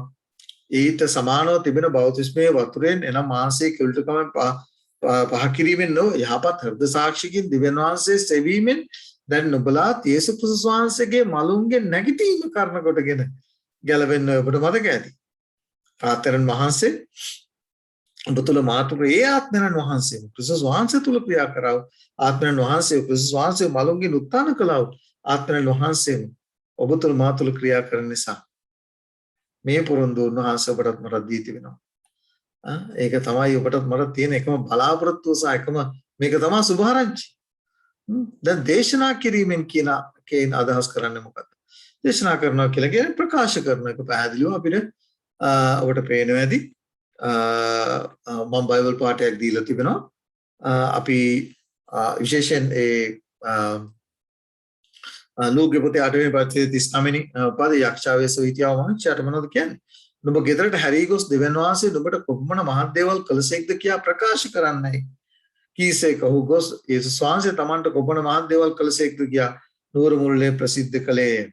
ප්‍රකාශ කිරීම නැත්තම් අපි කියනවා ප්‍රසිද්ධ කිරීම. එතකොට උන්වහන්සේගේ කුරුසියේ පූජාව උන්වහන්සේගේ මරණය කරනකොටගෙන මොනවද උන්වහන්සේ ප්‍රසිද්ධ කරේ? ඒකත් අපි තේරුම් ගන්නට පැහැදිලි ලියවිලා තුලින් අපි බලමු මොනවද උන්වහන්සේ ප්‍රසිද්ධ කළේ කියන කාරණා. දැන් අපි බලමු හිරිගේ සිටින ආත්ම හැටියට දේව වචනේ හඳුන්වන්නේ කාවද කියන කාරණා. ලූකේ පොතේ 10 වෙනි පරිච්ඡේදයේ 20 වෙනි පදයේ මෙන්න මේ ආකාරයෙන් කියමින් පසු 70 දෙනා ප්‍රීතියෙන් හැරී යවිත් ස්වාමිනී ඔබගේ නාමය නිසා යක්ෂයෝ පවා අපට යටත් වෙති කීවෝ. ඔබට මතක ඇති ඕන්න හැරියා ඒ සේවය සඳහා ඇවිල්ලා මොනවද කිව්වේ? ස්වාමී ඔබගේ නාමය නිසා යක්ෂයෝ පවා අපට යටත් වෙති කීවෝය. එතකොට ඔබ දන්නවා යක්ෂයා මේ අපි දන්නවා උන්වහන්සේ විතරක් ආවේ යක්ෂා වේසු මනුෂ්‍ය. අද බොහෝ දෙනෙක් මනුෂ්‍යාකාරයෙන් ජීවත් වුණාට ඒ මනුෂ්‍යයා තුල ක්‍රියා කරන්නේ අශුද්ධ ආත්මය. ඒක අපි තේරුම් ගන්නට ඕන. එතකොට යක්ෂ දැන් අපි පැහැදිලිව දන්නවා යක්ෂයා පව් කළාට පස්සේ මොකද වුනේ? යක්ෂයාට ඉන්න බෑනේ. සුද්දස් උන්වහන්සේගේ අභිමුඛයේ ඉන්න හැකියාවක් නැහැ. නමුත් අපි දන්නවා යක්ෂයා විවිධ අවස්ථාවල මේ පොළොවේ නියෝජිත ඇටියට මේ පොළොවේ අධිපති ඇටියට උන්වහන්සේගේ මන්ත්‍රණ සභාවලදී මේ පොළොව නියෝජනය කරා ආකාරයෙන් යෝග්‍ය පොතේ අපිට හරිය ලස්සනට හම්බ වෙනවා. නමුත් ඔහුට ඒ ස්ථානය අහිමි වුණා. යන්ට මේ පොළොව නියෝජනය කරන්නට ක්‍රිස්තුස්වහන්සේ කුරුසියේ පූජාව දක්වාම ඔහුට මේ පොළොව නියෝජනය කරන්නට හැකියාවක් ලැබුණා. නමුත් කුරුසියේ පූජාවේදී සිද්ධ වුණා වූ කාරණේ අපි සුද්ධ ලේවිලෙන් අපි ඉගෙන ගන්නට යනවා. ඒ නිසා ඔහුට ඒ දේ සම්පූර්ණයෙන් අහිමි වෙලා ඔහු හිර අඩස්සියට නිය වුණා. ඔහු දැන් කොහෙද ඉන්නේ? ඔහුට වෙන මේ පෘථිවිය තමයි ඔහුගේ ස්ථානය. මේ පොළොව තමයි ඔහුගේ ස්ථානය බවට පත් වුණා. අපිට පේනවා ඇති. ස්වාමීනි ඔබගේ නාමය නිසා යක්ෂයෝ පාවකට යරත්ටි කිව්වෝය. මම 20 වෙනි පදේ කියනවා. එසේ වුවත් ආත්මයන් සමායන එසේ වුවත් ආත්මයන් නුඹලාට යටත් වන නිසා නොව. එතකොට යේසුස් වහන්සේ මේ ආත්මයන් හැටියට හඳුන්වන්නේ කාවද? යක්ෂයන් නැත්තම් යක්ෂ ආත්ම තමයි ආත්මයන් හැටියට හඳුන්වන්නේ. එසේ වුවත් ආත්මයන් නුඹලාට යටත් වෙන නිසා නොව. නුඹලාගේ නාම ස්වර්ගයේ ලියා තිබෙන නිසා ප්‍රීතිවන්නේ කීසේක. දැන් ඔබට පේන්නේ නැති. එහෙනම් ඔබට පේනවා උන්වහන්සේ මේ ආත්මයන් හැටියට හඳුන්වලා තිබෙන්නේ යක්ෂ දූතයන් නැත්තම් යක්ෂ අසහෝගේ දූතයන් හැටියට අපිට හම්බෙන. තවත් අපි බයිබල් පාඨ කීපයකට අපේ අවධානය යොමු කරා. එතකොට ඔබටත් මටත් පැහැදිලි වෙයි කවුද මේ ආත්ම හැටියට උන්වහන්සේ හඳුන්වා තිබෙන්නේ කියන කාරණේ. ලෝක පොතේ 11 වෙනි පරිච්ඡේදයේ 24 සහ 26 අශුද්ධාත්මය මනුෂ්‍යයාගෙන් දුරු ගිය කල නිවාඩු සොයමින් දිය නැති තැන්වල ඇවිද ඒ නොලැබුණු බැවින් ඔහු කතා කොට මම පිටත්ව මගේ ගෙට හැරී යමි කියයි. ඊට පස්සේ කියනවා අන්තිම කොටස ඔහු ඇතුල්ව වාසය කර එවිට මේ මනුෂ්‍යයාගේ පළමු ස්වභාවයට වඩා අන්තිම ස්වභාවය නපුරු වෙන්නේ යයි කීසේක. මතක තියාගන්න. ඔබ තවමත් තෘෂ්ණාවන්ට මැදි වෙලා ලොල් වෙලා වහල් වෙලා ඉන්නවනම් ඔබ තාම මතක තියාගන්න යක්ෂයාගේ වහලේ ඔබවත් මාවත් උන්වහන්සේ නිදහස් කරලා තිබෙනවා. ඔබ තවමත් ඔබේ තෘෂ්ණාවන් මගේ තෘෂ්ණාවන් පිනවමින් අපි ජීවත් වෙනවනම් ඔබ තවමත් නිදහස් මිනිසෙක් නෙවෙයි. ඔබ තවමත් යක්ෂයාගේ වහලේ හැටියට ජීවත් වෙනවා. මොකද ඒ ආත්මය ඔබවත් මාවත් වහල්ලු නැත්තම් හිරගෙදර නිදහස නැහැ. ඔබවත් මාවත් උන්වහන්සේ නිදහස් කරලා තිබෙනවා. නමුත් යක්ෂයා මොකද වෙලා තිබෙන්නේ? යක්ෂයාව ආත්මය හැටියට හඳුනලා බලමු හිරගේ පිළිබඳව. දේවචනේ සඳහන් වෙනා වූ කාරණා පිළිබඳව ඔබගේ අවධානය මම යොමු කරන්න කැමතියි. දැන් ආත්මයන් අපි පැහැදිලිව තේරුම් ගත්තා. කොහොමද? ඒ තමයි අශුද්ධ ආත්මයන් නැත්නම් ඒ යක්ෂයන් යක්ෂයාව හඳුන්වන ඔහුගේ දූතයන් ඒ ආත්ම හැටියට හඳුන්වලා තිබුණා ශුද්ධ දෙවිලි. එල්තර පොතේ 20 වෙනි පරිච්ඡේදයේ 1:3 මොනවද කියන්නේ? තවද පාතාලයේ යතුරුද අතේ මහ දන් වෙලක්ද ඇති දේවදූතයෙක් ස්වර්ගයෙන් දැසෙනවා දුටිමි. ඔව් යක්ෂයාද සාතන්ද වූ පුරාණ සර්පයා වන මේ මහා සර්පයා අල්ල අවුරුදු 1000කට බැන්දේය. ඔබට පේනවා ඇති ඒ අවුරුදු 1000 කෙරෙනතුරු ඔහු විසින් තවත් නොරවටන පිණිස ඔහු පාතාලයට හෙලා ඒක වසය මතකොට ඒක මතුවේ මුද්‍රා කලේ මින්පසු ස්වල්ප කාලයකට ඔහු මුදුන් ලබන්න ඕනේ. දැන් අපිට පේනවා ඇති හිරගෙදර එල්දරව් 27 කියන අවුරුදු 1000 කෙලවරු කල සාතන් තමාගේ හිරගෙයින් මුදුන් ලැබ. මතක තියාගන්න. අපි මේක ඇත්තටම අපි කියන වගේ මේ භෞතිකව හිරගයක් නොවේ. ඇත්තටම මේක තේරුම් ගන්න ඕන. මේ සාතන්ව මේ හිරේට දානවා කියලා භෞතිකව හදලා දාන ඒ මනුස්සයාට නමුත් මතක තියාගන්න ඕන යම් ස්ථානයකට කොටු වෙනකොට යම් ස්ථානයකට ඔබ සීමා වෙනකොට ඒක හිරගයක් තමයි කොහොමද? දැන් අපි මනුෂ්‍යාකාරයෙන් ඔබ වන්දනාගාරයට ඇතුල් වුණත් නැත්නම් හිර කුටියකට ඇතුල් වුණත් ඒක තමයි ඔබේ සීමාව. ඔබට එතනින් පිට යන්න හැකියාවක් නැහැ. සාතන්ටත් මොකද වුනේ? සාතන්වත් මේ විදිහට මිහිර වුණා. ඔහුට හැකියාවක් තිබුණා. ඔබ දන්නවා පරණ ගිවිසුමේදී ඔබ දකිනවා ඒ දෙවියන් වහන්සේ දේව පුත්‍රයන් ඒ උන්වහන්සේ ඉදිරියේ සම්මුඛ වෙනකොට සාතන් දෙතන හිටියායි කියන කාරණේ. ඔහුට නිදහස තිබුණා. නමුත් ක්‍රිස්තුස් වහන්සේගේ ජීවිත පූජාවේදී මොකද වුනේ? ඔහුවත් ඔහුගේ දූතයන්වත් හිර කරනු ලැබුවා. එතනින් එහාට ඔට සීමාව තිබුණා. ඔබගේ ඔහුව විනාශයට ඒ විනාශයේ දවසට ඉදිරි කරන තුරු ඔහු මේ පොළොවට හිර වී සිටින බව දේව වචනේ පැහැදිලිව සඳහන් වෙනවා. ඔබට පේනවා ඇති. යුද්ධ පොතේ 6 වෙනි පරිච්ඡේදයේ මේ කියන දේවල් සුද්ධ ලියවිලා තුමිය ඔබට බයිබල් පාඩ තුලින් සොයා ගන්න හැකියාවක් තියෙනවා. තමන්ගේම අධිපතිකමේ නොපැවත ස්වකීය වාසස්ථානවල අත්හැරියාව දේවදූතයන්ද උන්වහන්සේගේ මහත් දවසේ විනිශ්චය පිණිස අන්ධකාරය යට සදාකාල බැඳුම් වලින් බැඳ තබුසේක මොනවා පිණිසද? හොඳට වහගන්න. තමන්ගේම අධිපතිකමේ නොපැවත ස්වකීය වාසස්ථානයේ අත්හැරියාව දේවදූත මොන තරම් තේජස් සම්භාරයක් ඇදවද වුන් හිටියේ. නමුත් අපි දන්නවා ඔවුන්ට සිද්ධ වුණා ඔවුන් සාතන්ගේ කීමට අහුම්කම් දීලා ඔවුන්ට ඒ නිදහසේ ස්ථානයෙන් ඔවුන්ට ඔවුන් නිරපොන් ලැබුවා. ඒක එල්තරව පොතේ පැහැදිලිව සඳහන් කරනවා. උන්වහන්සේ මහත් දවසේ විනිශ්චය පිණිස අන්ධකාරයට සදාකාල බැඳුම් වලින් බැඳ තබුසේක. මෙන්න පිළිතුරු අපිට සුද්ධ ලියවිල්ලෙන් හම්බ වෙනවා. 2 පේත්‍රස්ක පොතේ 2 වෙනි පරිච්ඡේදයේ 4 වෙනි පදේ නැවත වරක් පේත්‍රස් තුමා කතා කරනවා. මං සද දේවදූතයන් පව් කළ විට දෙවියන් වහන්සේ ඔවුන්ට දඬුවම් නොකර නෑර. පළවෙනි දඬුවම තමයි හිර කිරීම. දුන්න කාලේ විනිශ්චය පිණිස ඉතිරි කොට තැබීමට නිරෙහි හෙලා අන්ධකාරයේ ගුහාවලට බාර දුන්සේක්නා. අපේ සහෝදර සහෝදරිය මේ කාරණා අපි පැහැදිලිව තේරුම් ගන්න ඕන. සාතන් සහෝගේ දූතයන් උන්වහන්සේ මොකද කරේ? ක්‍රිස්තුස් වහන්සේගේ කුර්සියේ පූජාව කරනකොටගෙන මේ පොළොවට සීමා කළා. ඒ විතරක් නෙමෙයි. ඔහු දැන් හිරගෙදරක ඉන්නවා වගේ සිටින්නේ. ඒ නිසායි හිරේ ඉන්න සියලු දෙනාටම හිරකාරයන් හැටියට දැන් අපි උන්වහන්සේ වත්මවත් ඒ මහත් වූ හිරේ නිදහස් කරා. වහල් භවයේ ඒ පාපේ වහල් භවින් ඔබවත් මාව නිදහස් කළා. හැබැයි පාපේ ජීවත් වෙන කෙනා දේවචනේ කියනවා පාපේ වහල්ලු කියලා. සාතන්ගේ වහලුන් බවට පත් වෙලා තිබෙනවා. ඒතරකට අපිට හම්බෙනවා ඒ ශ්වාසය තම ජයග්‍රහණය ප්‍රකාශ කළා වූ ආකාරය. 1 පේත්‍රස්ක පොතේ 3 වෙනි පරිච්ඡේදයේ 22 උන්වහන්සේ ස්වර්ගයට ගිහිල්ලා දෙවියන් වහන්සේගේ දකුණු පැත්තේ සිටිනසේක දේවදූතයෝද බලයත්ෝද පරාක්‍රමධාරීවද උන්වහන්සේට යටත් කරන ලද්දෝ වෙති. දැන් අපි යන් උන්වහන්සේ මේ ප්‍රකාශ කිරීම කොයි ආකාරයෙන්ද කරේ? මේ හිරගයක් වුණේ කාටද? හිරගේ සිටින ආත්ම පිළිබඳව අපි පැහැදිලිව තේරුම් ගත යක්ෂයා සහ ඔහුගේ දූතයන් මොනවද ප්‍රකාශ කළේ උන්වහන්සේගේ මරණය කරනකොටගෙන අපි බලමු.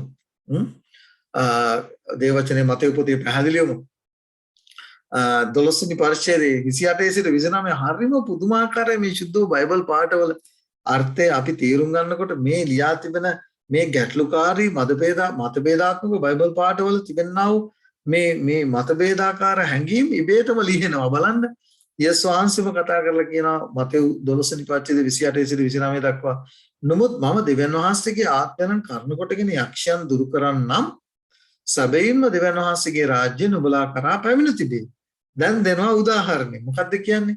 නොහොත් බලවන්තයා පළමු කොට නොබැඳ බලවන්තයාව වදින්නේ නැතුව යමකට ඔහුගේ ගෙට වැද ඔහුගේ වස්තු කොල්ල කන්නන්ට කෙසේ හැකි වේද? බැදලාම ඔහුගේ ගේ කොල්ල කන්නේ. උන්වහන්සේ මොකද කරේ? ක්‍රිස්තුස් වහන්සේගේ උන්වහන්සේගේ ජීවිත පූජාව කරනකොට කියන මොනවද කිව්වේ? ඒකත් ඊට ඉස්සෙල්ලා ඒ උන්වහන්සේ කුරුසගායේ කිව්වා වූ කාරණා වලට එන්න ඉස්සෙල්ලා තවත් බයිබල් පාඩයක් ඔබට දෙනවා. උන්වහන්සේ මිනිස්යාව නිදහස් කරන්නට නම් මොකද කරන්න ඕනේ? බලවන්තයාව බඳින්න ඕන. බලවන්තයාව බඳින්න ඕන. බඳින්න නැතුව බෑ නිදහස් කරන්න. ඔබවත් මාවත් ඒ වහල් බවින් නිදහස් කරලා ගේන්න බලවන්තයාව බඳින්න ඕන. ඒ බැඳීම කරනකොටගෙන තමයි මොකද උනේ හිරගෙදරට සීමා කරන්න ඕන ඔහු. ඒ සීමා කිරීම කරනකොටගෙන තමයි මොකද වෙන්නේ? උන්වහන්සේට හැකියාවක් ලැබෙන්නේ ඔබවත් මාවත් ඒ බැම්මෙන් නිදහස් කරන්න. බලන්න මොනතරම් අර්ථාන්විත ධර්මතාවයක් මේ සිද්ධ වූ දීවිල තුල සදා තිබෙනවද කියන කාරණා. යෝහන් පොතේ 12 වෙනි පදයේ 31 සහ 32 පැහැදිලිව කියනවා මේ ලෝකයේ විනිශ්චය දන්නේ මේ ලෝකයේ අධිපතියා දැන් පිටත දමනු ලබන්නේ. ඔහුට මේ ලෝකයේ අධිපතිකම ප්‍රසවාසගේ ජීවිත පූජාව කරනකොටගෙන අහිමි වුණා. ඒ නිසා තමයි ඔහු පුළුවන් තරම් උත්සාහ කරේ ප්‍රසවාසයේ මලුන්ගේ උත්ථානය නවත්තන්න ප්‍රසවාසයේ කුර්සියේ පූජාව කෙසේ හෝ ඒ සිද්ධ වෙන කාරණේ වෙන විදිහකට කරවන්න. මොකද ලේ වැගිරීමක් නැතුව පව්කම කිරීමක් නැති නිසා උන්වහන්සේගේ ලේ වැගිරිය යුතුම තිබුණා. ඒ නිසා අපිට පැහැදිලිව හම් වෙනවා ඊට පස්සේ කියන උන්වහන්සේ ඔවුන්ට කියනසෙක් සාතන් විදුලිය වෙන්න හසෙන් වැටුණා දුතුමි. කල්වරි කුරුසියේදී උන්වහන්සේ කිව්වා කාරණා තුනට ඔබගේ අවධානය යොමු කරනවා. මාගේ දෙවියනි ඔබ මා අත්හැරියේ ඇයි?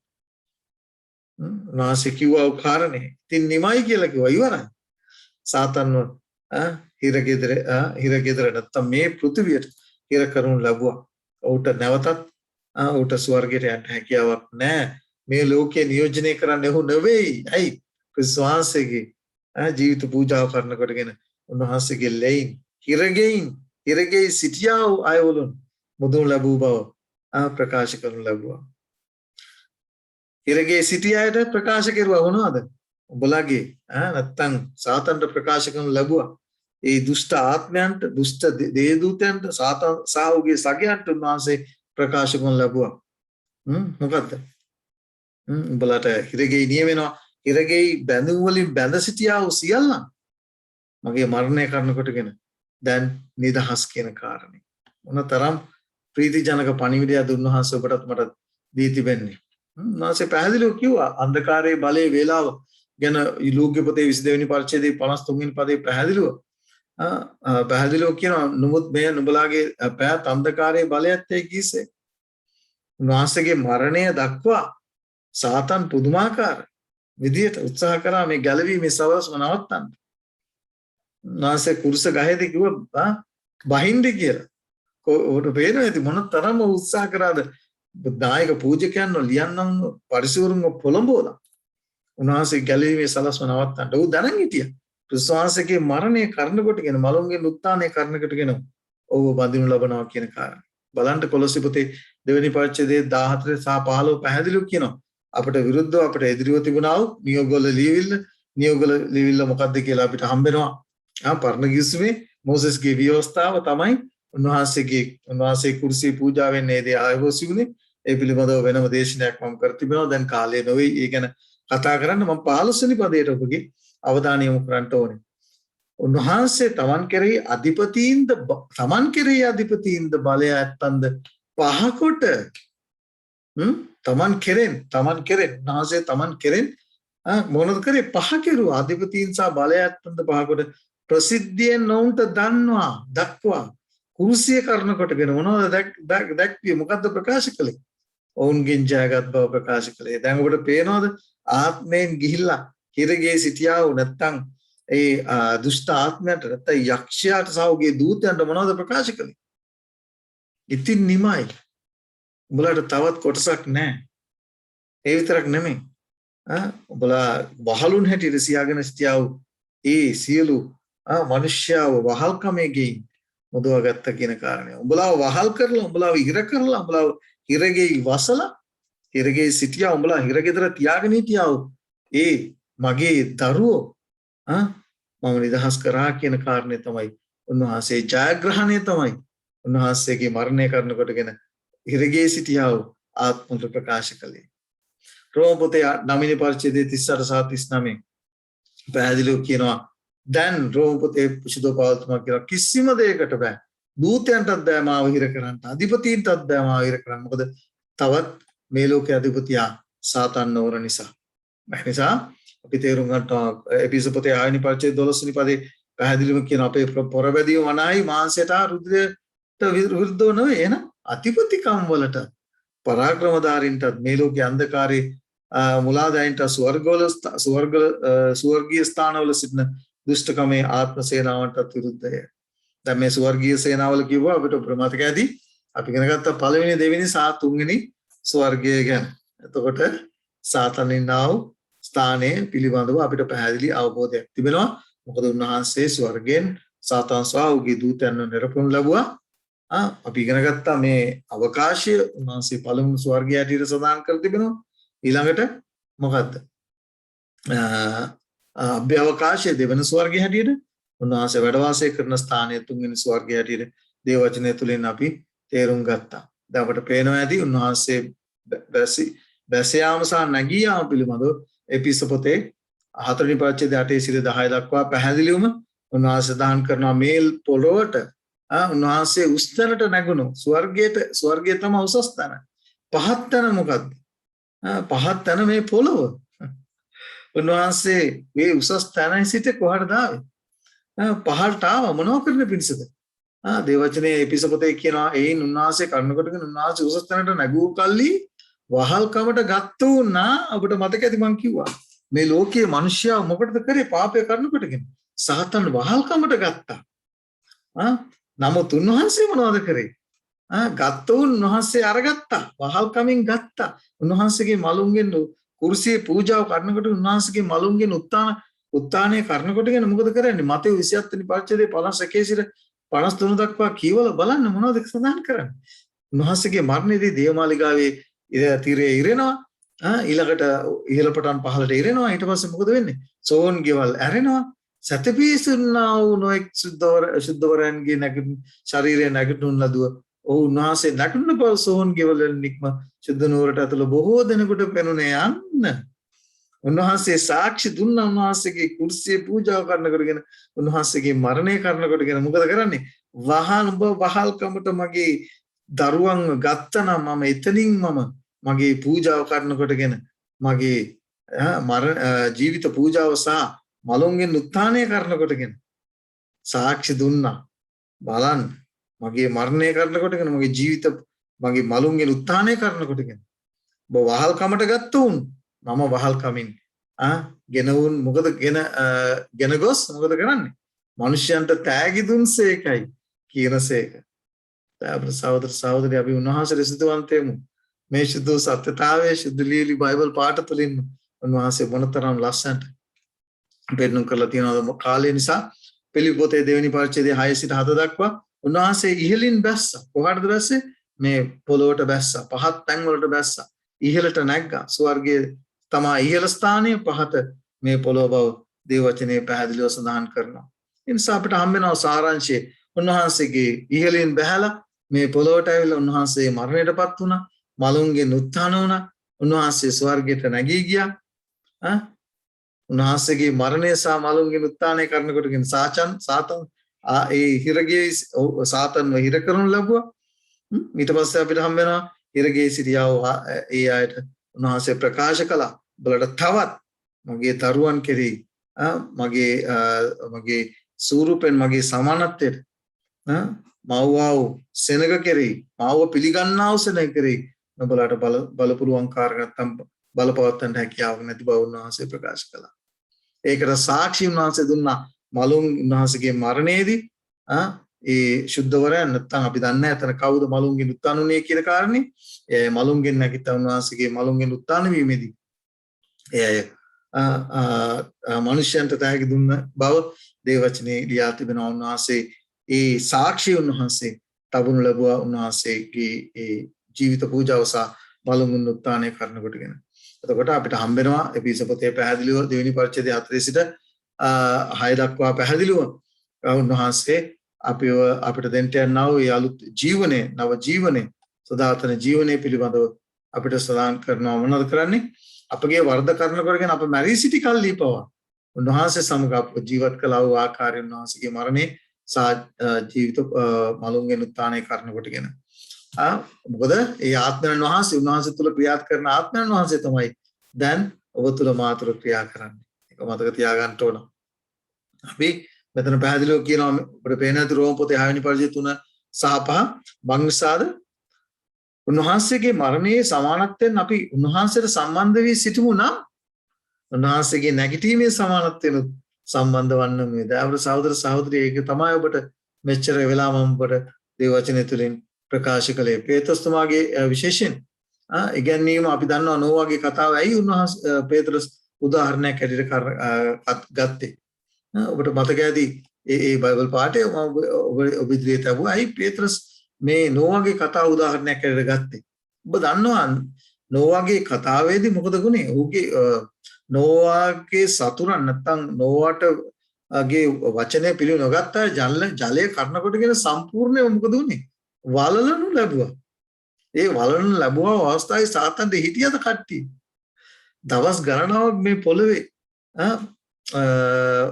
ජලයෙන් පිරී සිටිය කිසිම මිනිසෙක් නෝවා සහ ඔහුගේ පවුල නැවේ සිටියා මිසක් ඊට අමතරව කිසිම මිනිසෙක් හිටියේ නැහැ සාතන්ට සෞතාන් වෙවුලන්ට ඇති මේ පොළොවට සිද්ධ වුණා මේ මහත් වූ භයානක ඉරණම ගැන සාතන්ට කිසි දෙයක් කරගන්න නැතුව ඌට හිරගයක් බවට පත් වුණා ඌට කිසිත් කර කියා ගන්න දෙයක් නැතුව මේ අත්දැකීම ක්‍රිස්තුස් වහන්සේගේ මරණයේදී ඌට හිමි වුණ බව තමයි පේත්‍රස් සඳහන් කරන්නේ මේ දේම උන්වහන්සේ එල්දරෝ විසිය සඳහන් කරන උන්වහන්සේගේ සෙනඟ උන්වහන්සේ ස්වර්ගයට අරගෙන යන අවස්ථරේදී සාතන්ට මේ කාරණේම සිද්ධ වෙන බව මේ පොළවේ මිනිස්සෙක්වත් කිසිම දෙයක් ඉතුරු වෙන්න යන්නේ නැහැ විශ්වාසයේ කුර්සියේ පූජාවේදී ඒ නෝවාගේ කාලේ සිද්ධ වෙච්ච දේ සාතන්ට සිද්ධ වෙන බව ප්‍රකාශ කරන්න අවශ්‍ය නිසා තමයි නෝවාගේ කාලේ නෝවාගේ සිද්ධිය පේත්‍රස් ගත්තේ උන්වහන්සේ සතුරන් පරාජයට පත් කළා වූ ආකාරය උන්වහන්සේගේ මරණය කරනකොට ඒ නිසා මේක අපි පැහැදිලිව තේරුම් ගන්න ඕන. 1 පේත්‍රස්ගේ පොතේ 4 වෙනි පරිච්ඡේදයේ 12 දක්වා පැහැදිලිවම කියනවා. අපිට තිබෙනවා මේ ගීනිමේ පීඩාව විශ්වාසයේ දරුවක් මෙන් අපි දරාගෙන උන්වහන්සේගේ තේසේ එල්දරව් වීමේදී උන්වහන්සේ සමග අපව පංගුකාරයන් කරන්ට යනවා. ඒ නිසා අවසාන වශයෙන් විශේෂයෙන් අපි මේ බයිබල් පාඩේ 2 තිමෝති පොතේ 2 වෙනි පරිච්ඡේදයේ 11 12 දක්වා කියනවා මේක විශ්වාස වූ කීමක් අපි උන්වහන්සේ සමග මැරුණෙමු නම් උන්වහන්සේ සමග ජීවත් වන්නෙමු අපි ඉවසමු නම් උන්වහන්සේ සමග රජකම් කරන්නෙමු අපි උන්වහන්සේ නාදුනමි කියමු නම් උන්වහන්සේත් නාදුනමි කියනසේක දාවර සහෝදර සහෝදරි උන්වහන්සේ තුළ ක්‍රියාත්මක කළා වූ ක්‍රියාත්මක ගුණා වූ උන්වහන්සේ තුළ සිටියා වූ ආත්මයන් උන්වහන්සේ මලුන්ගෙන් උත්තාන කළා ඒ කර්ණ කොටගෙන සාතන් බඳිනු ලැබුවා ඔබට මතක ඇති හිරගේ ඌට ඔහුගේ සීමාව නියම වුණා හැබැයි ඔහුගේ පාපේ වහල්ලුන් හැටියට හිටියා වූ අයව උන්වහන්සේ නිදහස් කරනු ලැබුවා මේක තමයි උන්වහන්සේගේ මරණය කරන කොටගෙන සාතන්ට ප්‍රකාශ කරනු ලැබුවේ ඒ හිරගේ සිටියා වූ ආත්ම වලට උන්වහන්සේ ප්‍රකාශ කරනු ලැබුවේ ඒ විතරක් නෙමෙයි ඒ හිරගේ ඒ ආත්ම වලට බැඳී සිටිනා වූ මිනිසයන්ට උන්වහන්සේ ප්‍රකාශ කරනු ලැබුවේ මොකද්ද ඒ අයව ඒ වහල් බවින් නැත්තම් පාපේ වහලුන් හැටියට හිටියා අයව මුදා ගන්න බව උන්වහන්සේගේ මරණය කරනකොටගෙන ඒ උන්වහන්සේ ප්‍රකාශ කරන ලැබුවා ඒ නිසා ඔබට පේනවා ඇති වැරදි වැටහීමක් මනුෂ්‍ය විඥානය අරගෙන මේ බයිබල් පාඨයට නොදී සුද්ධ ලේවිල සඳහන් කරනවා මේ ආලෝකය ඉගෙන ගත්තාම ඔබට කොහොමන පැහැදිලි වෙනවද උන්වහන්සේ මොනවා ගැනද මේ බයිබල් සුදු පවුල් පේත්‍රස්තුමා මොනවා ගැනද මේ කතා කළේ කියන කාරණේ අපි උන්වහන්සේ දී තිබෙනවා මේ සුද්ධ ආලෝකයේ දැනගෙනගෙන මුලා නොවි අපි උන්වහන්සේ දී තිබෙනවා සුද්ධ සත්‍යතාවේ පළමුව තේරුම් අරගෙන ඊළඟට අන්‍ය මනුෂ්‍යයන්ට ගෙනන පිණිස අපේ අධිහිල්ල ශක්තිමත් කරගනිමේ සේකරන්ට උන්වහන්සේ ඔබටත් මරත් ආශිර්වාද කරන සේක්වා ආමෙන්